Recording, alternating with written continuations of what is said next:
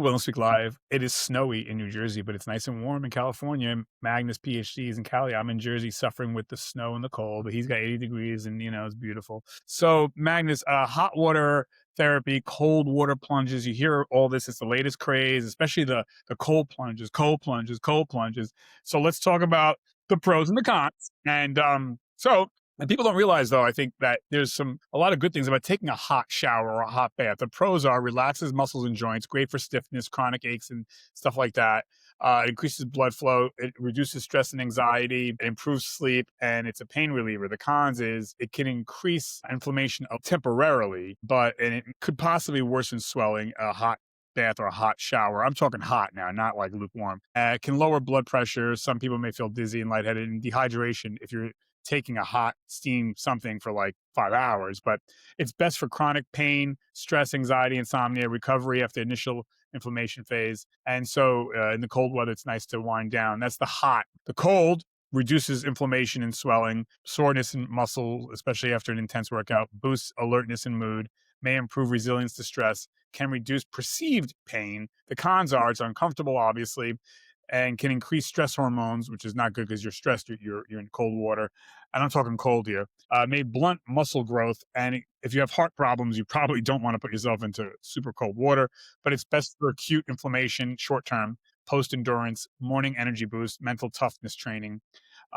So I mean, nothing is magic. I mean, these are just therapies. It's not going to cure you of anything. Do you do any of these, Magnus? Do you do any cold plunges? So not cold plunges. I mean, I can like my cold plunge would be wintertime walking out and jump into the pool because we don't really heat the pool during wintertime. So I do that once in a while, not that often. A cold showers, yes. It's more convenient. It's easier to deal with. You don't need any more special equipment than your shower, basically, and hopefully get cold water. I mean, I cannot really get like cold water out during summertime. So it's kind of that.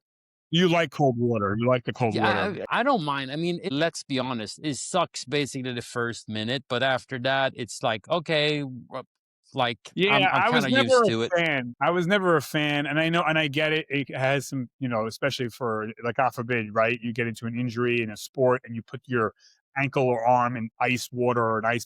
I totally get that, but for me, I don't like it. I tend to like a hot shower that relaxes me before I go to bed. One thing though, to be honest, and it's actually more beneficial of getting a cold shower before night. Yes, you might wake up momentarily, but then it actually, because it reduces your core temperature when you take a cold Right, shower, and that's right. what you want before going to bed. So people that have problems falling asleep and stay asleep should probably not take too long warm showers close to bedtime because that might interfere. So if you have to shower late at night, cold showers are actually better to fall asleep. But again, there's different things. Like you said, it doesn't relax me, and I want to be Yeah, relaxed. yeah. So be it. I mean, like for me, like you said to start out, there's no magic pills. Yeah. You know, you know what? These are things that can help you, and it's the same thing with cold showers. Yeah, you have to like it's something that you basically have to psych yourself up to mentally because it's not fun. Like it's not, but like if you're doing it, you will. I think you toughen yourself up mentally. I mean, that's Yeah, it's something sure. that's been used for a long time. The thing that like explain why people this craze that people do it after a workout and things like that because they think that they're going to get back to recovery quicker. It's true.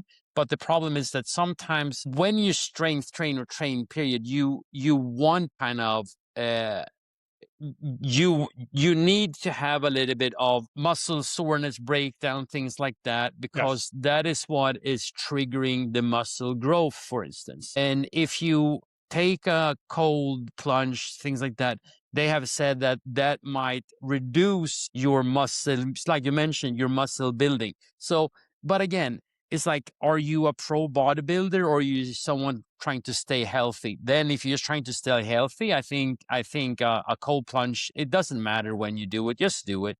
Like whatever fits your schedule. I mean, it's the same thing with like if you're a high like performing pro athlete, then I understand because then we're talking about the percentage that you need to kind of work on. But otherwise, it's like just relax. If you feel like you're getting better from it, do it. It's not Yeah. more than that. Yeah, no, I agree. It's funny too. I know that the cold has definitely been scientifically proven that in very hot environments, if you're exercising or whatnot and you plunge your hands into ice, Yep. or you plunge your arms into ice for about Forearms. 5 minutes.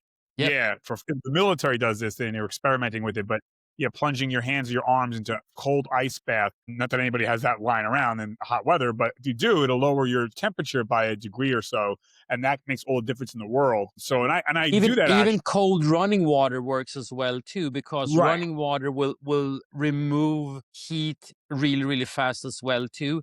Like the best, of course, is like, and this is what they were looking at. They were trying. I know, like a university, I read about this, that they were doing research on it, on trying to create some kind of sleeve that, like, if you have players that are able to slip in their arms during play when they're sitting on the sideline, of course, and waiting to, like, if we're talking about football players, baseball players, or whatnot, so they're able to just like slip in it, cool down for a bit, and yeah, because it reduces overheating and a bunch of things. One thing that I want to add though, when it comes to hot showers and things like that, people need to be careful too, because when you're using hot water and on directly on your skin, you might actually scald yourself. You actually burn yourself.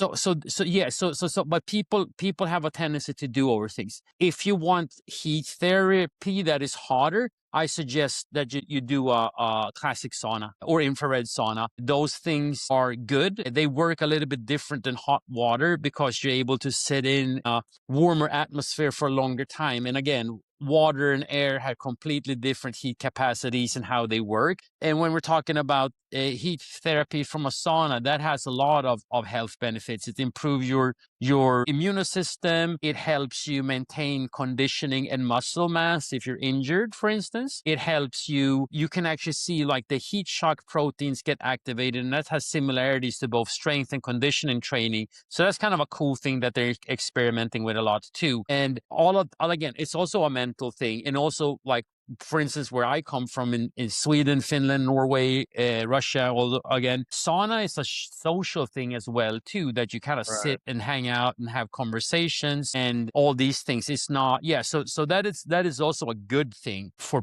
people as well too, if you're looking at it from health perspective. Yeah, the social connection is so important, right? And that's not an obvious, but it's probably just as important as right anything else. And Yep. yeah, I agree. Well, no, that's all I got to say, man. Is well put, well.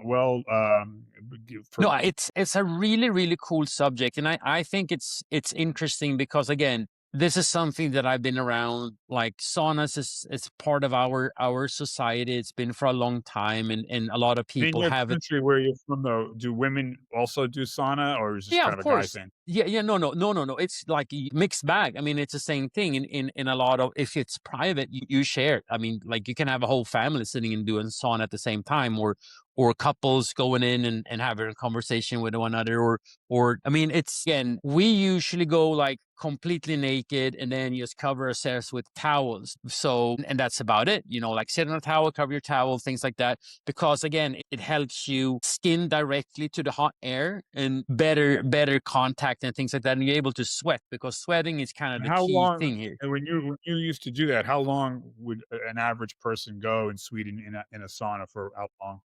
Depend on temperature. Some people do it quickly, in and out, 5 minutes. Usually they say that, Really? yeah. I mean, just to warm up, like, you maybe you've been swimming, you've been, whatever it is, you can go in.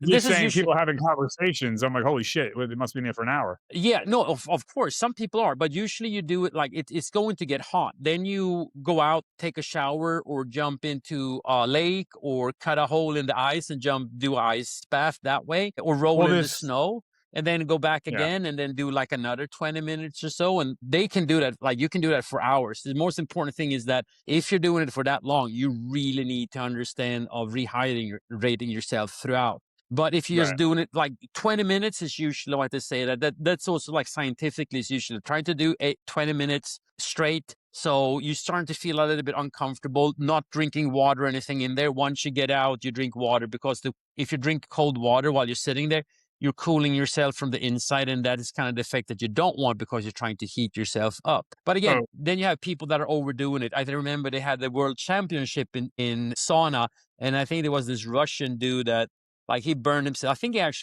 yeah. So that's a very, very like a huge tragedy when that happened. But yeah, like again, people have a tendency to go overboard. Like just do it, enjoy it. Don't go overboard when you're doing it. Right. And that's different than a sauna is different than steam room. Yes, steam is just hot air. So that's that. Then we're talking about the steam sauna, and they're completely different. And then the research on that is that it's not as efficient as when we're doing like traditionally, basically a dry sauna. Got it. Yeah, Okay. because the temperatures are not that high, and also it's very like breathing hot air with water in it, water moisture, completely different as well too, as it goes into our lungs and things like that. So, and unfortunately, a lot of people, or when you're looking at the gyms and things like that, they usually don't filter their water, and especially in the States with there's so much chlorine, it goes straight into like the mist as well too, right? And that is not super healthy.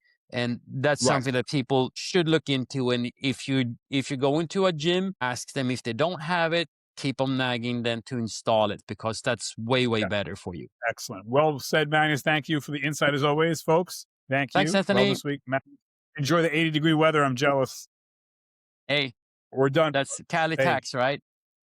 Right, baby. That's true. All right. We're out of here. 5, 4, stay safe, 3, guys. 2. Stay safe in the snow. Don't go out and drive recklessly. It's dangerous and very, very slippery. Same thing when you're walking. Be careful. Yep. Thanks, Magnus. Thanks, everybody. See you. Bye, guys. Bye.